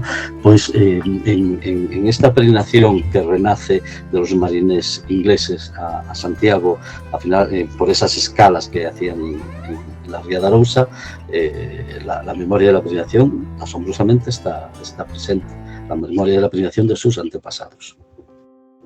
Pero ciertos sectores los veían como un peligro. Había miedo que transmitiesen ideas protestantes americanas. Sí, había actos de protesta. No quiero revelar nada de la novela, pero si habéis visto, yo incluyo un fragmento breve en la novela sobre la reacción contra estos marines, incluso criticando el hecho de que peregrinasen a Santiago. Eso es real. Eso no me invento ni una coma. Es literal, un rechazo absoluto. Por otro lado, tenían que admitirlos porque dejaban riqueza en Vilagarcía, pero el hecho de que se dejasen riqueza en Vilagarcía por los más ultraconservadores de Santiago y de no Santiago, estaba mal visto. Los párrocos de Vilagarcía estaban absolutamente en contra. Ahí hay una figura de un párroco que va en esa línea. Bueno, todo eso es asombroso, pero era un rechazo frontal, y no hay que inventarse nada, está simplemente con documentarse. Yo creo que muy bien esa sociedad de Santiago, la actual, repito, y la de hace 100 años y más atrás. ¿Cómo es la sociedad de Santiago hoy en día? La sociedad compostelana, pues bien, yo no lo sé, yo creo que y entiéndeme bien lo que voy a decir, porque no pasa con todo el mundo, pero creo que Santiago, al hecho en sí de la significación de la peregrinación, al hecho profundo de la significación o de lo que representa históricamente, Santiago vive un poco ajena. Lo digo así con todas las letras. El hecho de este rechazo al peregrino sin entender qué tipos de peregrinos hay, qué tal, que parece que se está rechazando, o por lo menos así lo está transmitiendo la prensa, que se está rechazando la peregrinación como tal, lo demuestra, ¿no? Porque si tú te informas mínimamente de lo que ha significado la peregrinación, seas creyente o no, ves que Santiago es peregrinación, Santiago es meta. Y eso no se acaba de entender en el Santiago actual, y no lo entienden tampoco muchos políticos. Y si a los políticos se los retiras del hecho crematístico, entienden poco. Lo digo así con todas las letras, a mí me da igual. Y tampoco tengo nada con la ignorancia. Tú no puedes ir contra la ignorancia, yo la respeto. O sea, no, en ese sentido, bueno, oye, pues que puedan leer un poco más o pueden preguntar. Si se quedan solo con el sentido de la peregrinación a Santiago, digo, con el sentido turístico crematístico, pues bueno, oye, cada uno. Sí, y la pregunta es, tú yo no lo veo así, pero bueno, Santiago, pero eso sí está pasando un poco en Santiago. Sí. Santiago vive de espaldas al camino. Y la pregunta es, ¿Santiago de espaldas y Galicia de espaldas o mira el camino? Mira, no lo sé, es que depende de cada persona. Es que es hacer generalizar. Hacer un balance maximalista no está bien, ¿no? Entonces, bueno, depende de la persona. Yo tampoco puedo obligar a nadie a ponerse al riesgo del Camino de Santiago, sería estúpido por mi parte, ¿no? Y siempre va a haber gente que no lo entienda y gente que en Galicia, y eso sí os lo digo, en Galicia no se entiende más y mejor el camino que en otras partes, ¿eh? Eso va un poco en el sentir de cada peregrino y en el afán que tenga cada peregrino por sentir la peregrinación como un hecho singular.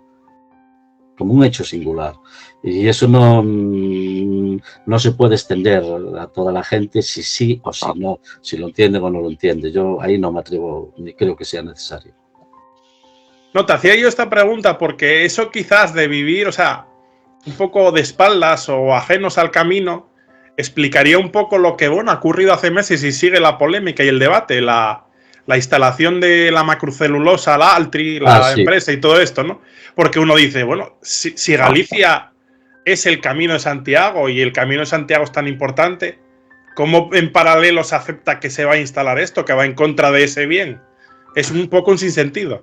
Sí, es un sinsentido, pero te vuelvo a decir lo mismo. Yo no sé hasta qué punto a los políticos actuales, porque ahí no solo está el PP, lo voy a decir con toda claridad, la Xunta, también el PSOE tiene una posición muy ambigua al respecto, y el Bloque la tuvo también al principio, ahora ha cambiado, pero al principio misteriosamente todos apoyaban la instalación de esa macrocelulosa que a mí, desde criterios, ya no dejando aparte el camino, desde criterios de rentabilidad a largo plazo me parece un desastre, sinceramente lo digo, y no hay nada peor que la riqueza a corto o medio plazo, porque con toda seguridad te va a traer pobreza, miseria y en este caso destrucción del entorno a medio o largo plazo. Pero bueno, esa es la realidad y evidentemente, aunque no el camino no pasa, pero el camino se va a ver afectado. Aquí no creo que pasa a 2 o 3 kilómetros, no, pero se va a ver afectado. Pero a mí me preocupa, en este caso me preocupa no solo el camino, que también,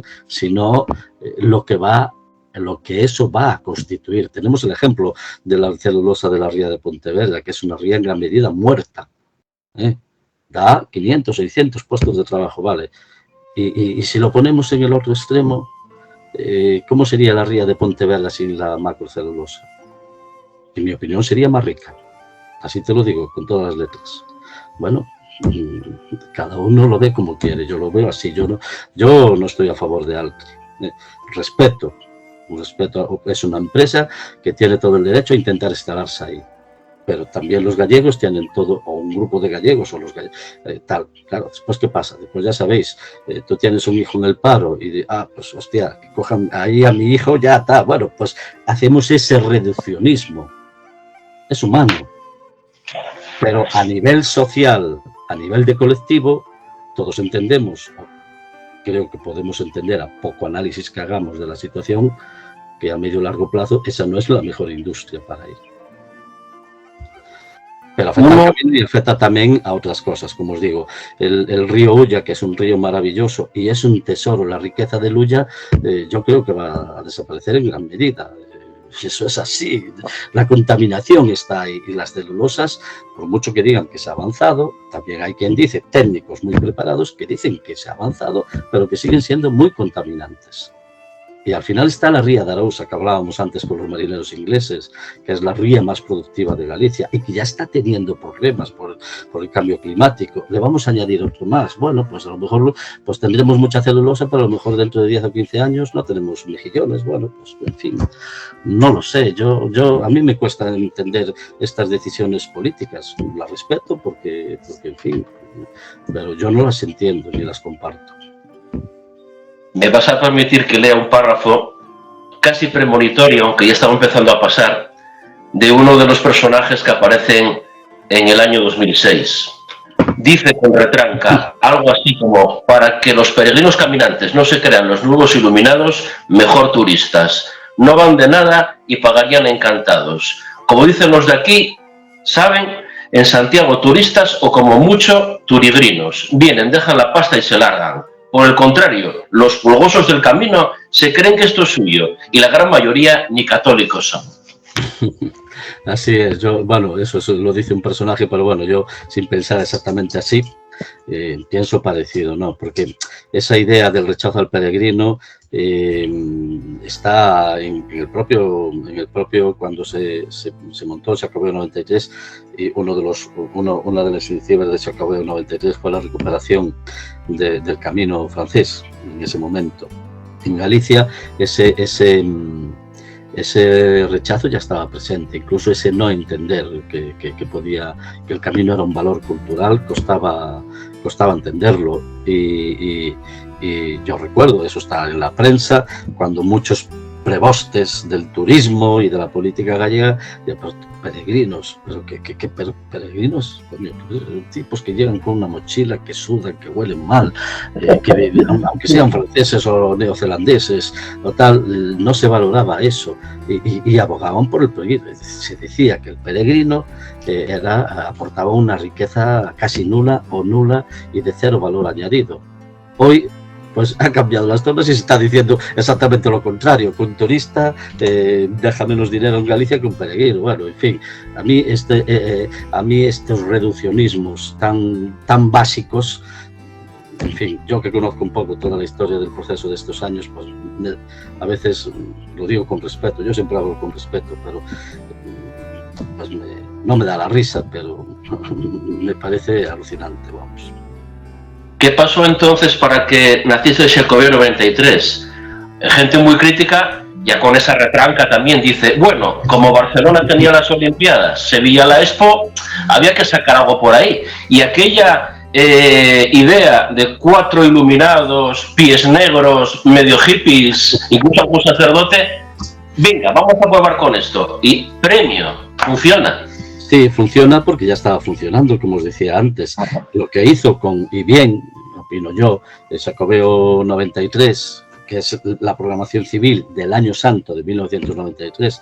Los Años Santos se celebran, es otro tema que no resuelto, si desde el siglo XII o desde el siglo XV, desde principios del siglo XV, bueno, pues los Años Santos con esa celebración cíclica que de cada 6, 5, 6 y 11 años eran periodos donde había una cierta revitalización de la peregrinación a Santiago y del dinero que esos peregrinos y esa gente dejaba en la ciudad, ¿no?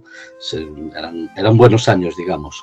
Entonces se aproximaba el Xacobeo, no había habido Año Santo desde 1982, cuando había venido el Papa Juan Pablo II, y habían pasado 11 años y, bueno, pues existía ya la autonomía de Galicia, con unos fondos propios por parte de la Xunta Gallega, y entonces se decide que hay que aprovechar el Año Santo para revitalizar turística y culturalmente Galicia, ¿no? Y ponerla en el mapa, ¿no? Como se decía en aquel momento. Vamos a poner en el mapa Galicia, efectivamente, imitando un poco a si Barcelona tiene las Olimpiadas y Sevilla tiene la Expo, Galicia ahora, en el 93, va a tener el Año Santo. Y el Año Santo es un acontecimiento que en tiempos era internacional, aunque en aquel momento estaba un poco de capa caída, y se decide revitalizarlo a través, por primera vez en la historia, con un programa cultural, turístico y de espectáculos propios, aprovechando el tirón del Año Santo y al mismo tiempo impulsando al propio Año Santo, ¿no? Ese sentido bidireccional, ¿no? Y eso es lo que se hace. Y entre lo que se decide hacer es la recuperación del camino. El camino estaba señalizado desde mediados de los 80, más o menos, mal señalizado, porque Elías Baliña hacía lo que podía y ya se había muerto, además.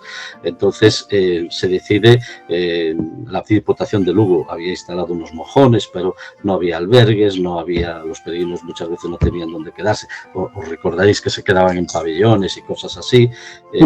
Peregrinos que venían por el camino, y entonces se decide crear la red de albergues públicos, recuperando la memoria histórica, como los antiguos hospitales gratuitos de peregrinos, pues sin cobrar en esos primeros años, y eso funcionó muy bien, pero insisto, ya existían las asociaciones de amigos del camino que estaban trabajando y mandando peregrinos a Santiago.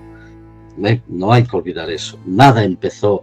El Xacobeo 93 no fue un empezar de cero. Eso yo lo que digo e insisto siempre, y tiene un valor enorme el Xacobeo 93, sobre todo en el sentido que aquí nos interesa, que es el de la recuperación del camino, que en el 93 se centró en el camino francés y algo en el portugués. Los demás caminos, aunque se daba información de ellos, no se hizo nada porque no hubo tiempo suficiente para hacerlo, y el Xacobeo 93 fue bueno en ese sentido.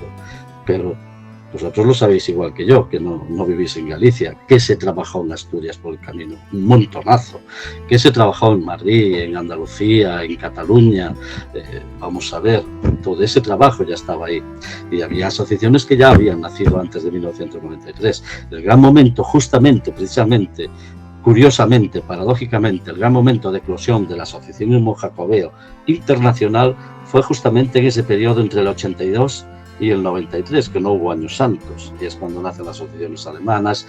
En el 82 nace la Confraternité de Londres, que fue fundamentalísima, trabajó muchísimo, en fin, las alemanas, 5, 6, 10 o 12 francesas, la belga, la de Países Bajos, que sigue siendo la gran asociación con más asociados del mundo, con unos 15 o 16 o 17.000, en fin, todo ese trabajo de las asociaciones ya estaba, que eso no lo podemos obviar, y ese trabajo que hicieron las asociaciones en toda España, señalizando rutas complementarias, en fin, todo eso está ahí.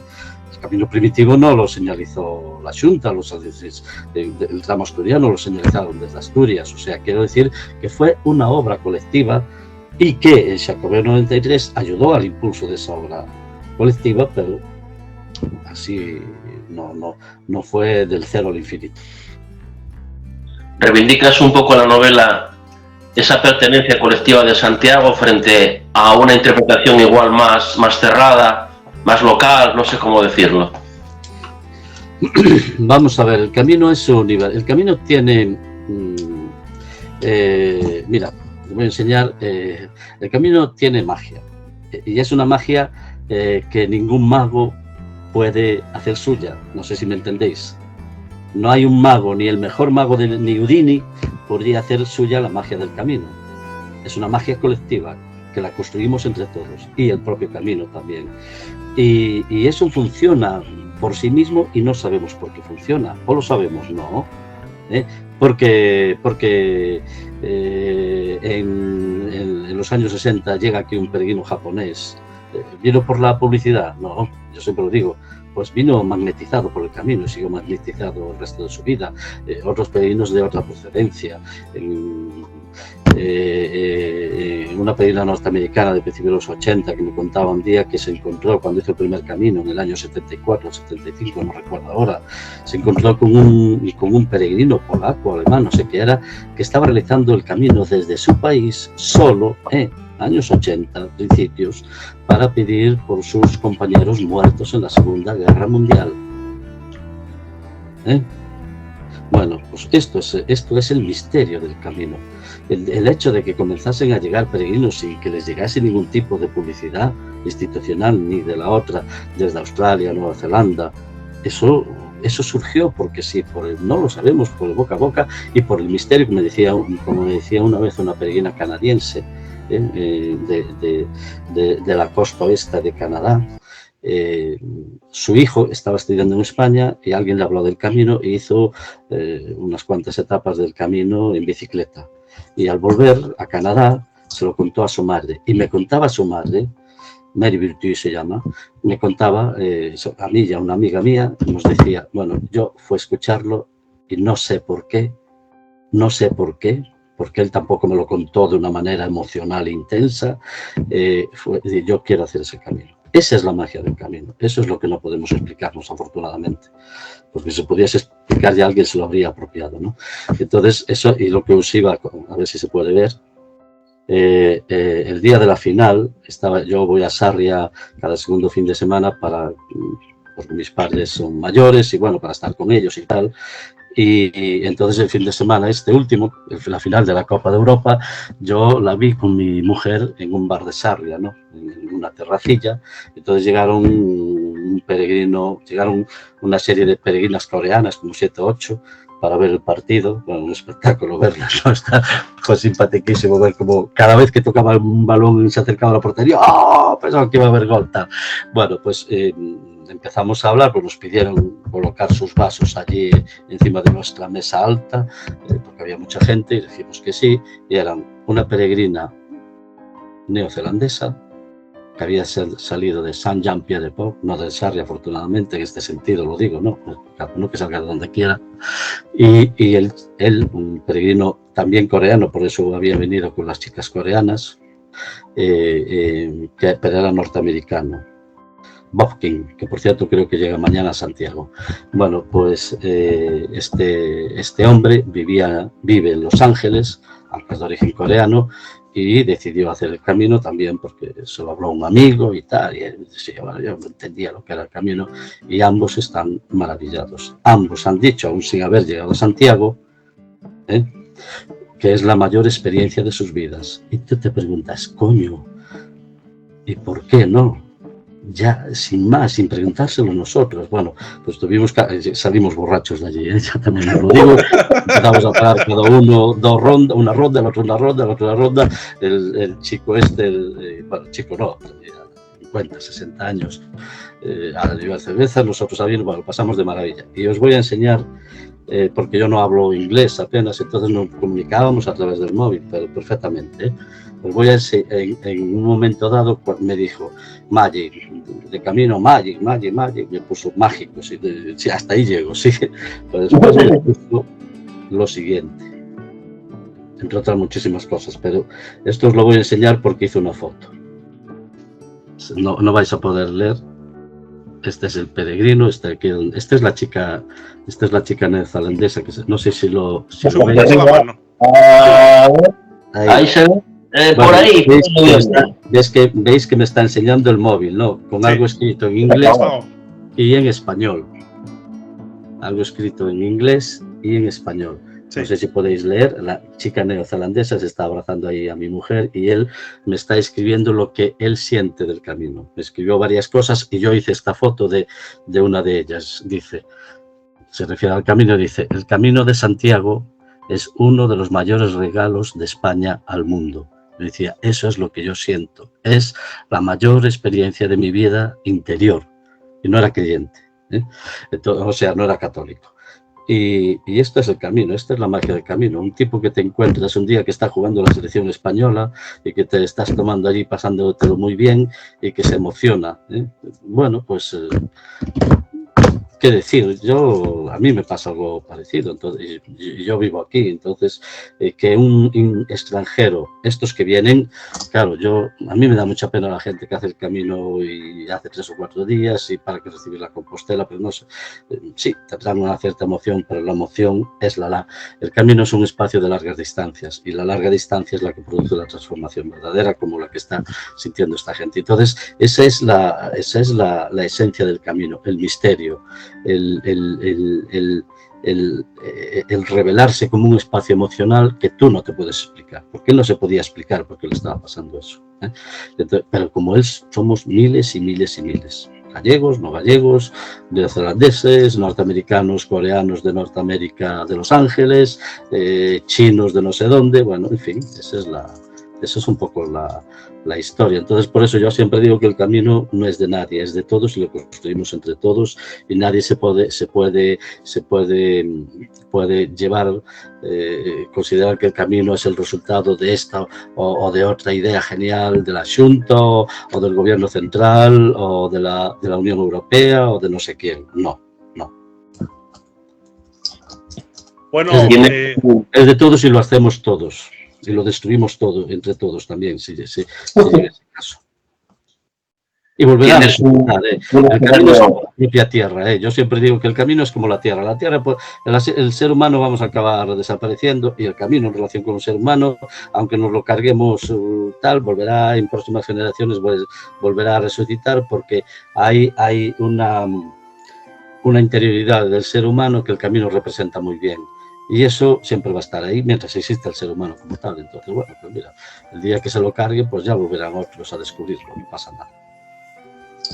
Yo lo siento por los que no Muchos escenarios que tienes en la novela, voy a destacar uno que me gustó mucho a mí y ahora pasa desapercibido. En el mismo Santiago, pocos metros antes de la catedral, antes de la Plaza Cervantes, y arrancando Rúa das Cacerías, Casa Reais, tiene Santa María do Camiño y la memoria del que debió ser uno de los primeros hospitales de peregrinos de Santiago, antes que el de Reyes Católicos.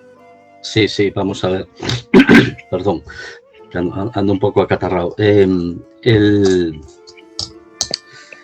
El tema de los hospitales de peregrinos, que eran casi todos gratuitos, o todos, bueno, por ejemplo, por ese sentido de hospitalidad hacia los caminantes de las largas distancias, hacia los caminantes sagrados, los caminantes hacia Dios.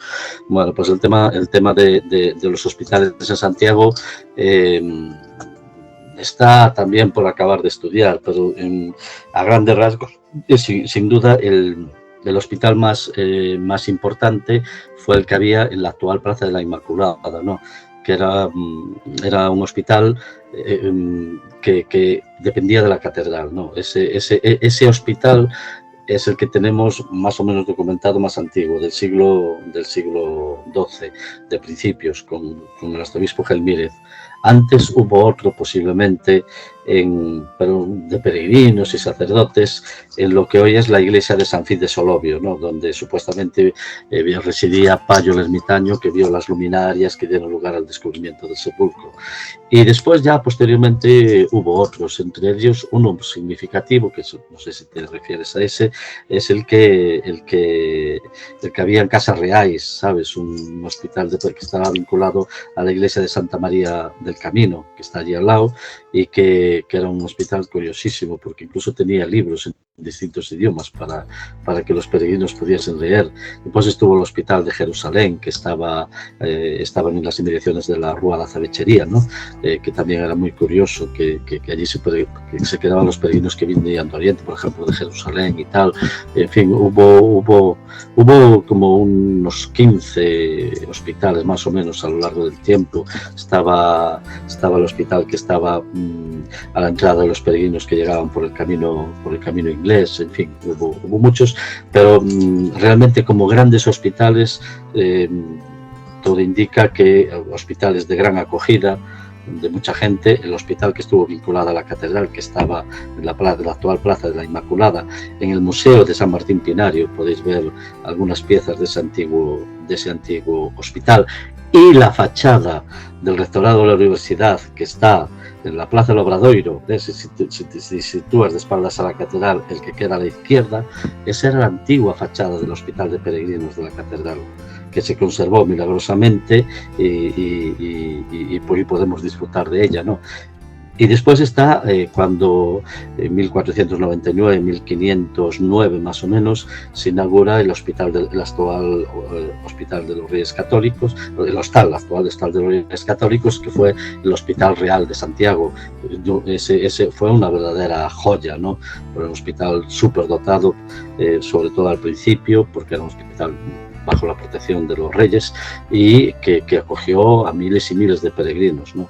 Después pasó a ser con el tiempo un hospital más local a medida que hubo menos peregrinos, y ahí había peregrinos que se podían quedar gratuitamente y comer y cenar y desayunar, y había peregrinos que tenían que pagar su estancia. Hubo un poco de todo a lo largo del tiempo. Y ya en el siglo XIX, el Hospital Real aparece en la novela también, pero aparece ya, porque a finales del siglo XIX, principios del XX, era un hospital básicamente para la comarca, ¿no? Porque ya no existían, en ese momento, peregrinos extranjeros apenas había, ¿no? Entonces, y después, posteriormente, en los años 50, se transforma en el actual, deja de ser hospital y se transforma en el actual Hostal de los Reyes Católicos. Eso fue un poco la historia muy resumida de los hospitales de peregrinos en Santiago. Ahí refleja a primeros del siglo XX, como aunque había muy pocas peregrinaciones, Santiago siempre tenía afluencia de gentes. En base al patrimonio, uno de los protagonistas es un francés fotógrafo que está en Santiago y alrededores. Sí, Santiago empezó a ser fotografiada muy pronto y muy fotografiada, ¿no? Venían fotógrafos expresamente para fotografiar Santiago, porque era, por ejemplo, para la Inglaterra tan avanzada tecnológicamente de finales del XIX, Santiago era como un lugar exótico, ¿no? Con esa catedral cuya fachada consideraban fuera del tiempo, ¿no? Con esas calles llenas de agua, de misterio, de tal. Bueno, pues una de las fotografías más antiguas es la que hace en la década de los 70 del siglo XIX, no recuerdo ahora exactamente el año, un fotógrafo inglés que para abastecer de contenido al Museo Victoria and Albert, ¿no? Que aún sigue existiendo, que es viene uno de los elementos que eligen como representativos de Europa para estar en ese museo es el Pórtico de la Gloria. Entonces Thorsten Townsend, que se llama el fotógrafo, viene aquí, está varios días haciendo fotos, hace del pórtico, pero también hace del resto de la ciudad. Son unas fotos preciosas y a él le siguieron otros muchos, ¿no? Era un lugar exótico donde los fotógrafos, por ejemplo, que mandaba la Hispanic Society a España, pues también todos pasaban por Santiago a hacer las fotos de ese lugar tan exótico que era Santiago, y efectivamente un protagonista muy importante de la novela es fotógrafo en este sentido que estoy diciendo. Bueno, Surde, yo creo que llevamos ya casi cercanos ya a las 2 horas. Ha sido entretenidísimo, pero yo creo que podemos dejar a Manuel descansar. Y no obstante, yo creo que puede quedar la puerta abierta si alguna otra ocasión quieres venir por aquí a presentar a charlar o a presentar algún nuevo libro que venga en el futuro, que seguro que habrá. O lo que sea. Lo que encantado de haber estado estas larguísimo 2 horas con vosotros, y ha sido un placer y agradecido. Vosotros sois también gente del camino, como pretendo serlo yo, como quiero serlo yo, y claro, estando así con amigos que nos entendemos, pues todo es más fácil, ¿no? Pues lo dicho, tienes esta casa virtual abierta para volver alguna otra vez cuando surja algún tema o lo coordinemos. Y invito a todos los seguidores a que, si no han leído esta novela, pues la consigan, la adquieran. Surde, enséñale un momento a pantalla otra vez, ahí la portada.